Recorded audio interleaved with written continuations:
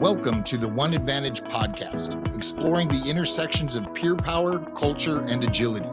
Your hosts, Mike Richardson, Jason Richmond, and Leo Butari, co-founders of the One Advantage community of practice and advantage peer groups. For more information, please visit us at the One Advantage podcast.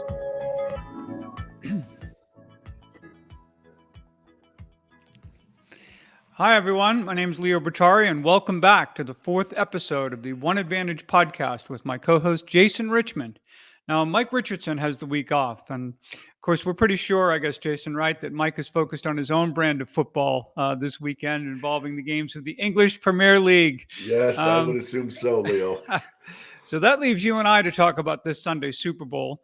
And I think even more deeply and more relevant to our audience also is what it takes to create the kind of, and sustain those winning cultures that make the difference between competing in a game like this and not, whether it's business or sports.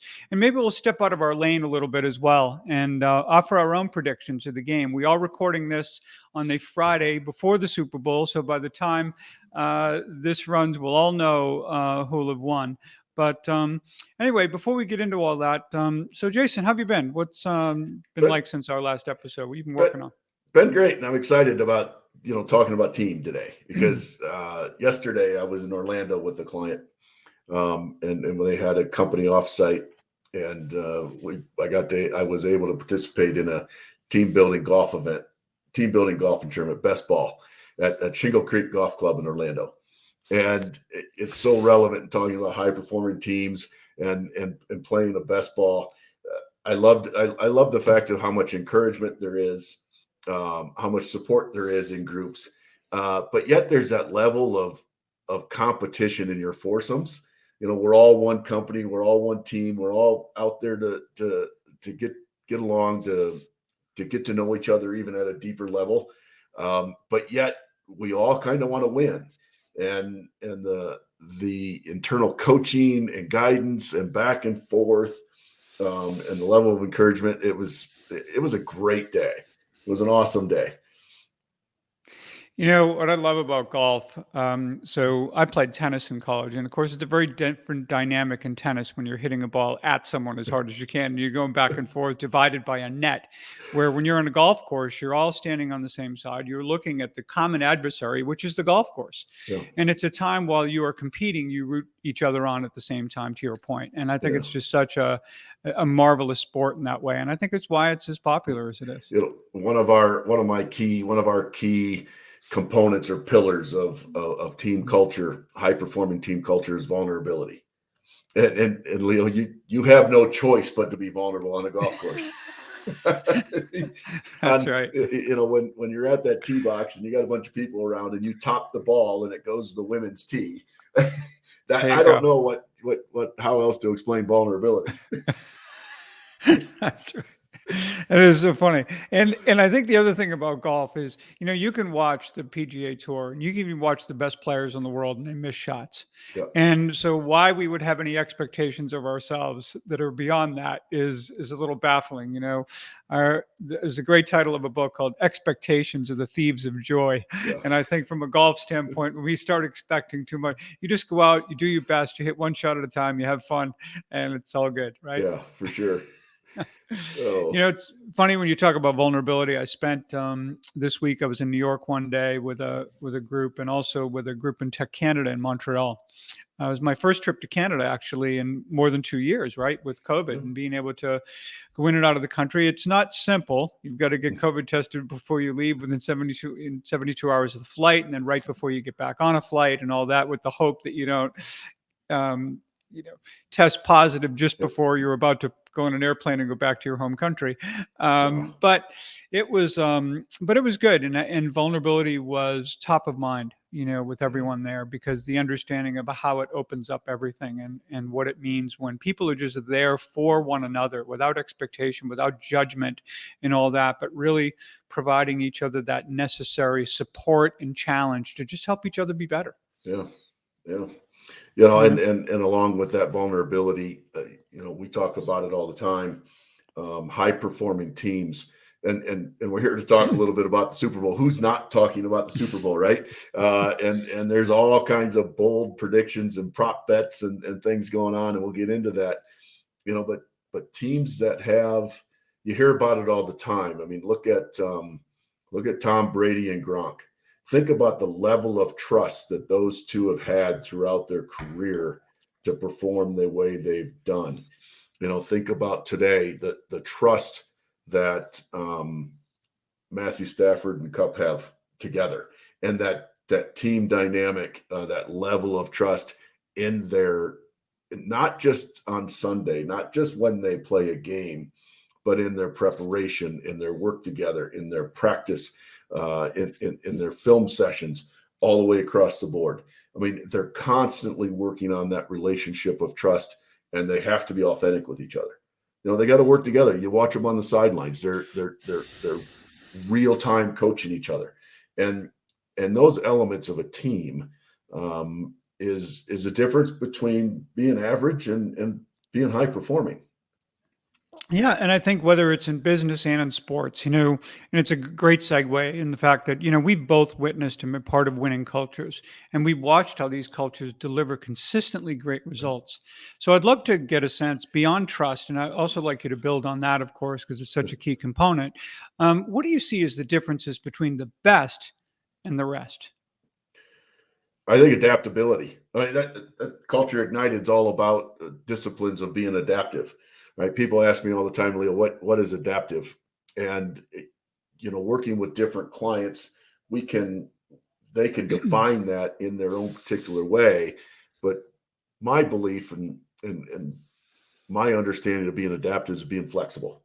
You've got to flex your own leadership styles, coaching styles, the people on your team. Being adaptive means I might coach John differently than I'm going to coach Susan, right? Because they're motivated differently. They're inspired. They're prioritized different. So I think strong teams, strong leaders have to really have that level of adaptability and lead people in an appropriate way for them. Does that make sense? Absolutely. What's great is it makes me think of the Bengals being down by 18 points, right, to the Chiefs. Somebody made some adaptations there. Somebody made some changes. There was some agility that took place that wasn't about waiting till next Sunday, because there is no next Sunday. You got to do it now. Yep. And it was pretty remarkable, right? Yeah. The other discipline I really talk about, and what we talk about when I engage with organizations, matter of fact, just a couple of weeks ago, I started working with a young up and coming media company in Colorado, and we started the whole process. It's a three person partnership, and we started the whole process by creating a shared purpose. Right? And you think about high performing sports teams, work teams, business teams. A differentiator for them is that they all understand the why. Why are we here? Right. And what is that ultimate goal for us? Is it to make the playoffs? Is it to win the Super Bowl? Is it to win the division? Right. And if you talk to, if you really talk to a lot of teams and coaches, it even gets to the point where, and I'm thinking about Mike and his discipline of agility. It's that goal is to win the next game. Right. That's right. If we go into it every week and our goal is to win that next game and win the next game and focused on that next game, that big end result's going to come. So, working with an organization to help them understand what their shared purpose is. Everybody on the whole team knows what they've got a reason to get up in the morning, if you will. I mean, that's an exciting aspect of team performance. Right? Everyone being on the same page, everybody knows what's expected of them, and everybody knows their contributions matter. That's the essence of having a shared purpose on a high performing team. Absolutely. And it feeds into this idea of trust. Because when you start dealing with trust and shared purpose, you start dealing what is common to anybody I've talked to in business or in sports. When they always describe, if you ask them, what's the highest performing team you've ever been part of? They'll name that team. They'll list all the attributes. And every single time, someone's always going to say, we were there for one another. Yep. And there's that aspect of things. I worked for a agency, which today is called Mullen Lowe, advertising agency out of Boston. By the way, if you look at the logo, it's a octopus with boxing gloves, because that's kind of what it's like, right? That's the whole thing there, right? Nobody's afraid to challenge each other there. However, so yes, if you're from outside the culture and you walk in and deliver a package there, and you might hear people fighting with one another, you're like, whoa, get me out of, kind of thing. However, what you don't realize from the outside is that actually people have incredible mutual respect for one another. The reason you get hired at Mullen or Mullen Lowe today is because you're really good at what you do. People come there for two reasons. They believe it's a place where the agency will help them maximize their potential, and that together they will challenge one another to create the best advertising in the world. And that's that's why they're there. And what's amazing is they're not fighting against one another. You hear that conflict? They're fighting for the best idea.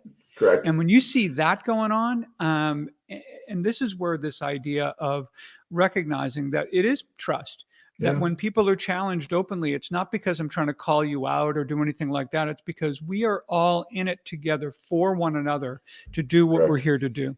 Yep. So, Leo, I've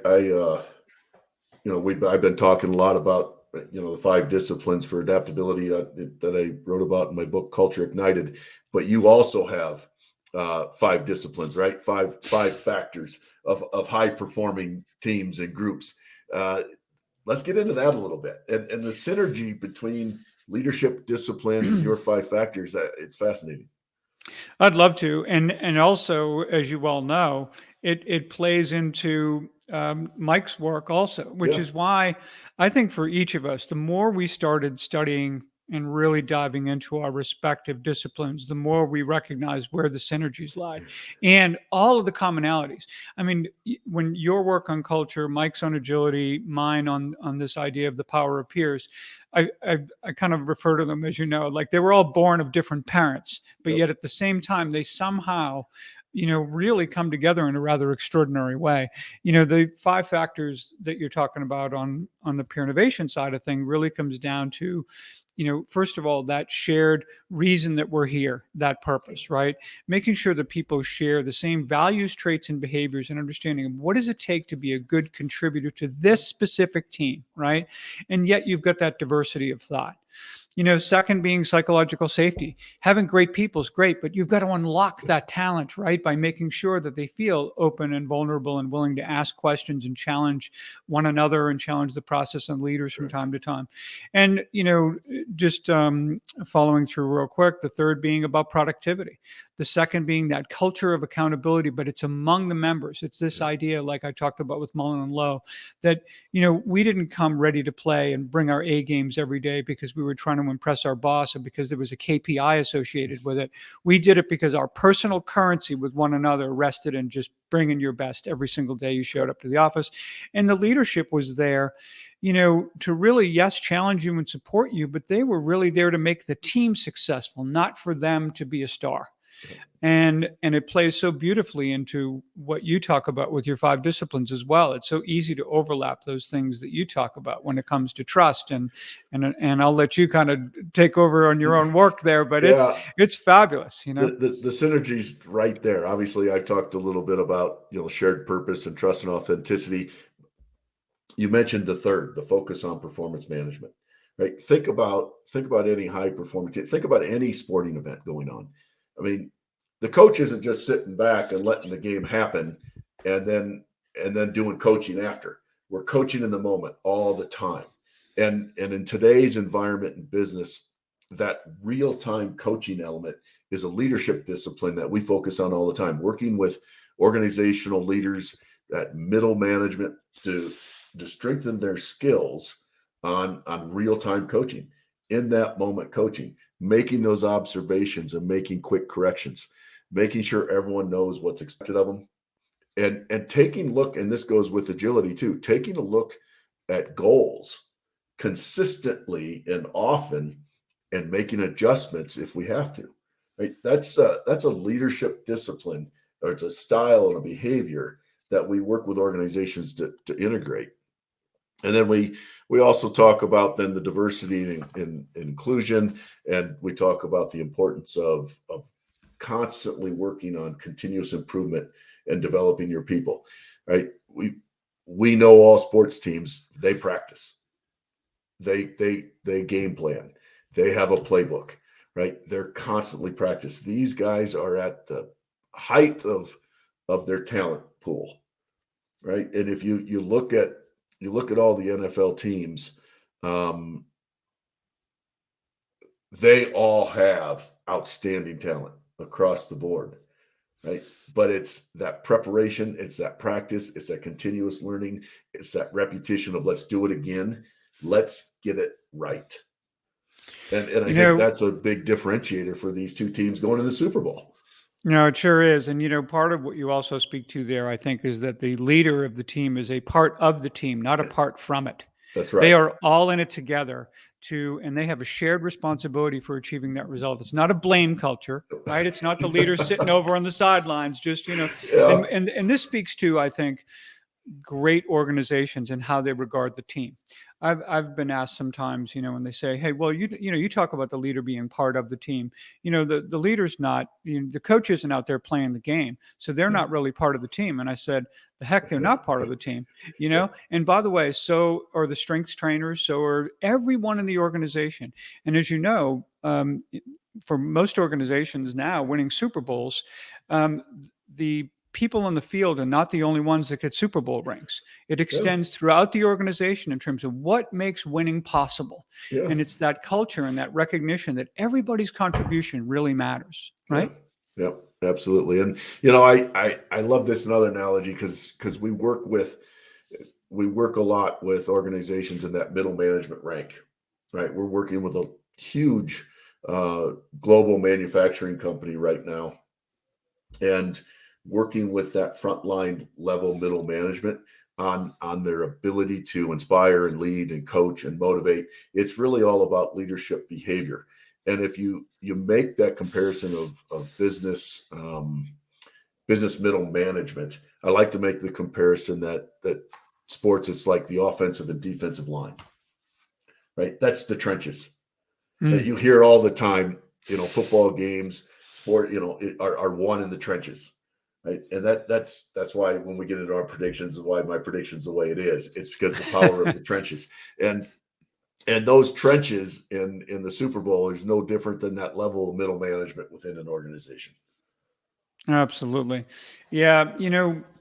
There's another thing you touched on earlier that I want to get back to, because I think it's a really important point, and that this idea of sometimes I think the advice of keeping your eye on the prize is pretty bad advice sometimes. Yep. It's great to have a prize. It's great to have that big goal. But at the end of the day, I think championship teams tend to regard winning a Super Bowl, for example, as the reward, not the goal. Yeah. Their goal, when you look at the best cultures, and I get your thoughts on this, they're committed to doing those things every single day, that attention to detail, that willingness to, it's like you talked about golf earlier. Yeah. If your goal is to shoot par, you got to do it one shot at a time. That's right. Right? So you're focused and you are in the moment and you are there making sure that you're focused on those little things, on those details, and going to practice and making sure that we make the best use of it, that we are better today than we were yesterday, and we're setting ourselves up to be better tomorrow. And I think it's why you're going to see these Super Bowl teams, I hope, playing at their very best on Sunday. Leo, I live in Colorado, just north of Colorado Springs. I mean, Sure. Literally, I can walk outside and see the Air Force Academy, right? And the power of sports, the lessons we learn in life through the power of sports, are foundational, right? They create value, and one of the I guess disciplines, or one of the absolutes, if you're a cadet at the Air Force Academy, you have to participate in sports, right? If you're going to go to college at the Air Force Academy in Colorado Springs and you're going to be a cadet, it could be intramural sports, but you have to be active in a sports team building type program and several programs. And that's not by accident, right? the working together in a team environment to a common goal is creating those solid leadership foundations that these cadets are going to take on for the rest of their lives. And these are things you can't learn in a classroom. No. You can't read this in a book. You can't do anything unless you are literally, and using sports is kind of fun around this, unless you are building muscles around all of these skills and all of these, abilities around leadership and around collaboration and around everything else. You're just not going to be able to do it at the level necessary, right? Correct. Yep. Correct. Oh, that's so great. So before we reveal our Super Bowl predictions, we've got some exciting things going on at the One Advantage too. So why don't you kind of walk us through some things that you've got you want to share, and I'll do the same. Well, I hope everybody takes a look, pay attention. In March, we've got a brand new online course all around culture, how to strategize, build your culture evolution plan, and implement that plan. It's probably 8 to 10 hours of online curriculum that is not just a lecture-based format, but that's full of case studies, client interviews, research insights, simulations, and it's very participatory and hands-on. I mean, we got together in November, Leo, and spent a week in a production studio to really be able to produce this online content. We're really excited about it. We're getting it across the finish line, if you will, and it'll be in early March. So be looking out for it. You can find that at the One Advantage. You can also find that at idealoutcomesinc.com. And what I love about what you said too is this isn't just founded upon, concepts and theory and all that. This is rooted in real life, in a very major way. And I think people can see, the practical application and the proof that this stuff works. Yeah. On my end of things, I think there's two things. One, as Mike had mentioned in the last episode, I'll be launching a whole new online course in the One Advantage around peer innovation and the power of peers, beginning with something as simple and as basic, but as important and necessary as just the courage to ask for help. And seeing that as not a sign of weakness, but an act of resourcefulness. And once we can get ourselves to that place, we start unlocking that ability to work together really effectively. Next, of course, and I know we're all excited about this, you and I and Mike and have been working hard on this ebook that we're looking to release, The One Advantage. And what I love about what we've set out to do here is not to write a 300-page book about the One Advantage so you can plod through. It's going to be, I would say, I think we're just about done with it, about 40 to 50 pages of really being able to go through and very easily and very tangibly kind of recognize what we're putting together here, what the One Advantage is, and importantly, why it's relevant to you and how to make it your advantage. Yep. Yeah, and that's and we can't forget our peer communities out there, Leo, at the One Advantage. To have peers coming together, sharing best practices, tackling very, very similar complex business challenges from different perspectives, right? We can't lose sight of the value and the importance and the excitement that we have, in our peer communities being run out of oneadvantage.com. So glad you mentioned that. There's a lot of good content being shared there, a lot of good interaction. And what's really gratifying is to see the number of people that continue to join the community each and every day. Yeah, so sure. There's just a lot of excitement around that. Yep. All right. So let's talk about what's everyone's mind here, with the possible exception of our colleague, Mike. I think it's time we reveal our Super Bowl predictions. Jason, who do you like on Sunday and why? You brought the hat. All right. Let's go Rams. He's got the Rams hat. I love Matthew Stafford. I love his story. I mean, he's been a high performing individual in his quarterback position for his whole career, and he's got an opportunity now, to put a ring on his finger. And I'm rooting for the Rams, and I I think there's a lot of reasons. We might get into a few of them, but let's go Rams with that. And I'm pulling for Matthew Stafford on Sunday.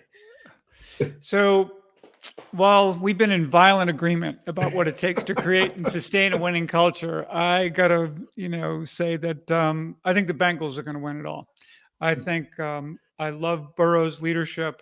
As we talked about a little earlier, they've won 2 games on the road to get here now in the playoffs and down 18. I think this is a team that finds a way to win. I think Burrow, not only in terms of Burrow's for being a quarterback, but being a leader on that team. I'm just excited to see, how this is really going to play out. And what's interesting is that most anybody you talk to, whether they're for Rams or the Bengals. And by the way, even living in Southern California here, you can't find a Bengals hat. They're so popular, right? I looked yesterday. I wanted one for the podcast also. So, but I'll tell you, right? So we've seen what the pundits are talking about with this game, but so many people are really picking a close one. Yeah. To your point, though, I think the line of scrimmage could really tell the story, right? It's where it's going to happen. That's where I go back to. I go back to the trenches. And I believe, my belief is that the Rams got an upper hand on the offensive and defensive line. So that's the foundation of my prediction anyway, Leo. Power of trenches. What's been really great, in the context of whatever sports metaphor we've wanted to put out there, whether it's golf or football or even a little track and field there when you talked about the finish line. You think about this conversation started with trust. It started about collaboration. It started with about, a sense of purpose and people being really committed to one another and recognizing that the leader and everyone are all part of and all have that shared responsibility for the solution. And I also loved how we really, I think, created a little more clarity around how the 5 factors, how the disciplines for adaptive leadership, and how all of this with Mike's work as well, just tie together and create synergies around something that I think is really powerful, not just for teams that win Super Bowls, who, by the way, do all of the things that we talked about, which is why they are where they are. But also it's what great companies do. It's what I talked about with MullenLowe, and I know countless organizations that you've worked with as well. Yep. And the other thing I look for in a game like this, I mean, it's easy to pay attention and get all excited about, the competition and comparing, Burrows with Stafford and so much. But I really like to watch the competition between the coaches, right? Watching a game like this and really paying attention to clock management, challenge flags, timeouts, the motivation and inspiration on the sideline, right? And when you watch a game like this, it speaks so loud by paying attention to the excitement or the emotion on the sideline even. And watching that dynamics between the two coaches is just as an important battle as the two quarterbacks. Oh, no question. And which I think underscores this idea of what it takes to win for people both on and off the field, right? To make all that possible. And they're all part of the team and they're all part of what makes for a winning culture. I know. Oh, go ahead. Go ahead, please. No, I got a you couple more predictions. I'm going to predict Evan McPherson kicking a 55-yard field goal on Sunday. Okay. And this is kind of a stretch. And again, I live in Colorado. Von Miller went to the Rams from Colorado. He's won it before. There's been a handful of 2-time MVP winners, but I'm predicting Von Miller walking away with the MVP trophy. Nice. Well, and I'll tell you what, I know Mike would love to be contributing to this conversation. Sorry he's not here. We definitely look forward to, having him back next week. Hey, don't forget, of course, to find us at the oneadvantage.com. Come join the community, join your peers. And plus, of course, you're going to find links in the show notes here. My final words are pretty much go Bengals. And go Rams. Enjoy the day. All right. Thanks for listening, everyone. Until next time. Thanks for listening to the One Advantage podcast. If you liked this episode, please consider helping us by rating us wherever you listen, spreading the word, having us as a guest on your podcast or webinar, and mentioning us in social media. Find us at the One Advantage Podcast, where you can get more information about us and this episode. Thanks again for listening, and we look forward to more great episodes to come.